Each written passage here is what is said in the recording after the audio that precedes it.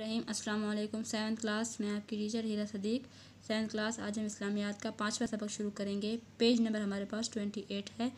بچوں آج سبق شروع کرنے سے پہلے آج ہم نیا باب بھی شروع کر رہے ہیں۔ باب ہمارا سیرت طیبہ ہے۔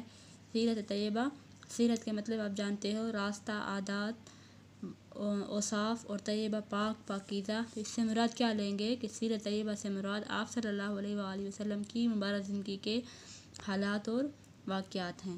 تو بچوں اس باب میں سب سے پہلے ہم تعارف پڑھ لیتے ہیں۔ تعارف: اللہ تعالیٰ نے انسانوں کی ہدایت کے لیے نبیوں اور رسولوں کو مبعوث فرمایا۔ ہر نبی کی زندگی دوسرے انسانوں کے لیے بہترین نمونہ ہوتی تھی۔ ہمارے نبی حضرت محمد صلی اللہ علیہ وآلہ وسلم آخری نبی ہیں۔ اب قیامت تک کے لیے آپ صلی اللہ علیہ وآلہ وسلم کی مبارک زندگی ہدایت حاصل کرنے کا واحد ذریعہ ہے۔ اس باب میں دین اسلام کی ترویج و اشاعت کی خاطر رسول اکرم صلی اللہ علیہ وآلہ وسلم اور صحابہ کرام رضی اللہ تعالیٰ عنہم کی ایثار و قربانی کی درخشاں مثالوں کا ذکر کیا گیا ہے۔ تو بچوں ترویج و اشاعت یعنی تبلیغ، دعوت تبلیغ، یعنی دین اسلام کو پھیلانے کے لیے، دین اسلام کی تعلیمات کو آگے بڑھانے کے لیے رسول صلی اللہ علیہ وآلہ وسلم اور صحابہ کرام کی درخشاں یعنی چمکدار روشن مثالیں بیان کی گئی ہیں۔ بچوں اس باب کا جو سب سے پہلا ہمارا سبق ہے وہ ہے فتح مکہ۔ تو اس پورے باب میں ہم نبی پاک صلی اللہ علیہ وآلہ وسلم کی مبارک زندگی کے حالات اور واقعات کے بارے میں پڑھیں گے اور صحابہ کرام کی ایثار و قربانی کے بارے میں پڑھیں گے۔ تو سبق ہمارا فتح مکہ۔ مکہ کے بارے میں آپ جانتے ہو، مکہ آپ صلی اللہ علیہ وآلہ وسلم کا آبائی وطن تھا اور یہیں پر آپ صلی اللہ علیہ وآلہ وسلم کا پورا خاندان آباد تھا۔ آپ صلی اللہ علیہ وآلہ وسلم نے جب دین اسلام کی تبلیغ کا آغاز کیا تو کفار مکہ آپ کے مخالف ہو گئے اور آپ صلی اللہ علیہ وآلہ وسلم اور صحابہ کرام کو تکلیفیں پہنچانا شروع کر دی۔ آپ صلی اللہ علیہ وآلہ وسلم نے اللہ تعالیٰ کے حکم سے مدینہ کی طرف ہجرت کی۔ جب آپ صلی اللہ علیہ وآلہ وسلم ہجرت کر کے مدینہ آئے تو کفار مکہ مسلمانوں کو نیست و نابود کرنے کے لیے ہر وقت لشکر کشی کرتے رہتے اور ہیلے بہانوں سے مسلمانوں کو تنگ کرتے رہتے، اور اسی دوران غزوہ بدر اور احد ہوئی تو قریش کی طاقت ٹوٹ گئی اور ان میں غم و غصے کی لہر دوڑ گئی، اور پھر اس کے بعد غزوہ خندق میں کفار نے ایک بڑی تعداد کے ساتھ مسلمانوں پر حملہ کیا، لیکن اللہ تعالیٰ نے مسلمانوں کو کامیابی سے ہمکنار کیا اور کفار کو منہ کی کھانی پڑی۔ پھر اس کے بعد 6 ہجری میں کفار مکہ اور مسلمانوں کے درمیان ایک صلح کا معاہدہ طے پایا جو تاریخ میں صلح حدیبیہ کے نام سے مشہور ہوا۔ اس معاہدے میں چند شرائط پیش کی گئی تھی کفار مکہ کی طرف سے جو سراسر کفار مکہ کے مفاد میں تھی، لیکن مسلمانوں کے لیے اللہ تعالیٰ نے اس معاہدے کو فتح مبین قرار دیا۔ اس معاہدے کی روح سے ایک یہ بھی طے پایا تھا کہ 10 سال تک دونوں فریقوں کے مابین جنگ نہیں ہوگی۔ تو اس دوران آپ صلی اللہ علیہ وآلہ وسلم نے عرب کے دیگر قبائل میں اسلام کی دعوت کا آغاز کیا، اپنے مختلف نمایاں سفیر بھیجے، خطوط کے ذریعے حکمرانوں کو اسلام کی دعوت دی، تو اس کے خاطر خواہ نتائج مرتب ہوئے اور اسلام تیزی سے پھیلنا شروع ہو گیا۔ لیکن کفار مکہ کو اسلام کی یہ بڑھتی ہوئی جو ترقی تھی وہ منظور نہ تھی اور انہوں نے 2 سال کے اندر ہی اس معاہدے کو توڑ دیا، اور یہی پھر معاہدہ توڑنے ہی فتح مکہ کا پیش خیمہ ثابت ہوئے۔ تو آگے پڑھتے ہیں۔ سب سے پہلے پس منظر: صلح حدیبیہ میں مسلمانوں اور قریش مکہ کے درمیان یہ طے پایا تھا کہ دونوں 10 سال تک جنگ نہیں کریں گے۔ عرب قبائل جس فریق کے ساتھ ملنا چاہیں مل جائیں۔ فریق یعنی جماعت، گروہ۔ جس فریق کفار مکہ اور دوسری طرف سے مدینہ کے مسلمان جس کے ساتھ ملنا چاہیں مل جائیں۔ قبیلہ بنو خزاعہ مسلمانوں کا حلیف بن گیا، حلیف یعنی ساتھی بن گیا، جبکہ بنو بکر نے قریش مکہ کے ساتھ معاہدہ کر لیا۔ پرانی دشمنی کی بنا پر بنو بکر نے بنو خزاعہ پر رات کی تاریکی میں حملہ کر دیا۔ بنو خزاعہ نے مجبوراً خانہ کعبہ میں پناہ لی، لیکن بنو بکر نے حرم میں داخل ہو کر بنو خزاعہ کا خون بہایا۔ قریش مکہ نے بنو بکر کا بھرپور ساتھ دیا۔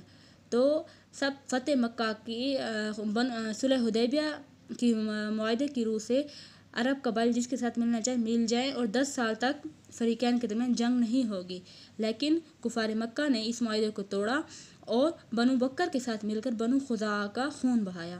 تو یہی صلح حدیبیہ کا اختتام ہوا اور فتح مکہ کا پیش خیمہ ثابت ہوا۔ آگے پڑھتے ہیں ہم۔ بنو خزاعہ کے ایک وفد نے رسول اکرم صلی اللہ علیہ وآلہ وسلم کی خدمت میں حاضر ہو کر عرض کی کہ قریش اور بنو بکر نے معاہدے کی خلاف ورزی کی ہے اور خانہ کعبہ کی حرمت کا بھی خیال نہیں رکھا۔ آپ صلی اللہ علیہ وآلہ وسلم آپ صلی اللہ علیہ وآلہ وسلم کے حلیف ہیں، آپ صلی اللہ علیہ وآلہ وسلم ہماری مدد کریں۔ خانہ کعبہ کی حرمت کہتے ہیں بچے عظمت اور پاکیزگی، یعنی کہ بنو خزاعہ کے مسلمانوں کا بنو بکر نے خون بہایا اور خانہ کعبہ کی حرمت کا بھی خیال نہیں رکھا گیا۔ تو یہاں پر میں آپ کو بتاتی چلوں کہ بنو خزاعہ کا جو وفد آپ صلی اللہ علیہ وآلہ وسلم کے پاس آیا تھا اس کا نام عمر ابن خزاعہ تھا، جس نے دردناک اشعار پڑھے اور بتایا کہ وطیرہ کے مقام پر رکوع سجود میں مشغول تھے تو قریش نے ان پر حملہ کر دیا اور ان کا قتل عام کیا، اور ساتھ میں یہ بھی درخواست کی کہ ہم مسلمانوں آپ صلی اللہ علیہ وآلہ وسلم کے حلیف ہیں، یعنی آپ صلی اللہ علیہ وآلہ وسلم کے حلیف ہیں تو ہماری مدد کریں۔ تب آپ صلی اللہ علیہ وآلہ وسلم نے حضرت زمرہ کو قریش مکہ کی طرف بھیجا اور درج ذیل 3 شرطیں پیش کی۔ ان میں سے کسی ایک کو اختیار کر لیں تاکہ اتمام حجت ہو جائے یعنی فیصلہ کن بات ہو جائے، کسی بات پر پہنچ جائیں، یا اتمام حجت کا دوسرے مطلب سمجھانے کی کوشش کی جائے، لیکن یہاں پر کیا مطلب آ رہا ہے؟ فیصلہ کن بات ہو جائے۔ سب سے پہلی شرط کیا تھی؟ بنو خزاعہ کے مقتولین کا خون بہا دے۔ مقتولین یعنی قتل ہونے والے افراد جو تھے ان کا خون بہا دے۔ بنو بکر کی حمایت سے دستبردار ہو جائے۔ دستبردار یعنی ان سے لا تعلق ہو جائے، ان کے ساتھ تمام تعلق اپنے ختم کر دے۔ معاہدہ حدیبیہ کے ختم کرنے کا اعلان کرے، یعنی یہ 3 شرائط پیش کی گئی تھی اور ان میں سے کہا گیا تھا کسی ایک شرائط کو وہ قبول کرے۔ قریش مکہ نے جلد بازی کا مظاہرہ کرتے ہوئے تیسری شرط قبول کر لی۔ تیسری شرط کون سی تھی؟ معاہدہ حدیبیہ کے ختم کرنے کا اعلان۔ جلد ہی قریش کو اپنی بدعہدی کا احساس ہو گیا۔ بدعہدی یعنی اپنے وعدہ توڑنے کا احساس ہو گیا۔ انہوں نے ابو سفیان کو اپنا نمائندہ بنا کر مدینہ منورہ بھیجا۔ نمائندہ یعنی اپنا سفیر بنا کر پیغام دے کر بھیجا تاکہ وہ مسلمانوں کو سمجھائیں کہ وہ دوبارہ سے معاہدہ حدیبیہ کی تجدید کریں، تاکہ حدیبیہ کے معاہدے کی پھر سے تجدید کریں، نئے سرے سے اس پر عمل کریں یا نئے سرے سے اس پر کام کریں۔ ابو سفیان رسول صلی اللہ علیہ وآلہ وسلم کی خدمت میں حاضر ہوا۔ آپ صلی اللہ علیہ وآلہ وسلم نے اسے کوئی جواب نہ دیا۔ اس کے بعد وہ کوئی اور صحابہ کرام رضی اللہ تعالیٰ عنہم سے ملا، لیکن صلح کی تمام کوششوں میں ناکامیوں کے بعد ابو سفیان مکہ مکرمہ واپس لوٹ گیا اور کفار کو یقین ہو گیا کہ اب کسی بھی صورت وہ مسلمانوں سے نہیں بچ سکتے۔ تو معاہدہ حدیبیہ کی توڑنے کی وجہ سے ہی فتح مکہ ہوا، اور یہ اسلام کی تاریخ کی سب سے بڑی فتح تھی۔ اس کو فتح عظیم بھی کہا جاتا ہے، مسلمانوں کی کامیابی کا دور تھا۔ تو بچوں یہیں پر ہم لیکچر کمپلیٹ کرتے ہیں۔ آپ نے اس کو ریڈ کرنا ہے، مشکل الفاظ کی املا بھی کرنی ہے۔ اللہ حافظ۔